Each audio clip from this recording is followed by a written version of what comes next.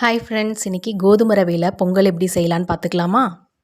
கோதுமை ரவையில் உப்புமா செஞ்சால் நிறைய பேர்த்துக்கு பிடிக்காது. ஆனால் இந்த மாதிரி செஞ்சு பாருங்கள், சூப்பராக இருக்கும். அதுக்கு 1/4 கப் பாசிப்பருப்பை 10 மினிட்ஸ் ஊற வச்சுக்கலாம்.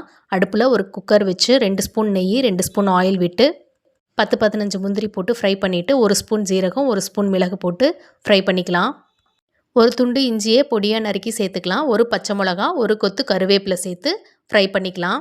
எங்கள் வீட்டில் கோதுமை ரவையில் உப்புமா செஞ்சால் யாருக்குமே பிடிக்காது. பட் இந்த மெத்தடில் செஞ்சு கொடுக்கும்போது எல்லாருமே கேட்டு வாங்கி சாப்பிடுவாங்க. இது கூடவே 1/4 டீஸ்பூன் பெருங்காயத்தூள், பாசிப்பருப்பு அளந்த கப்லேயே 1 கப்பு கோதுமை ரவை போட்டு லைட்டாக வறுத்துட்டு ஊற வச்சுருக்க பாசிப்பருப்பையும் சேர்த்துக்கலாம்.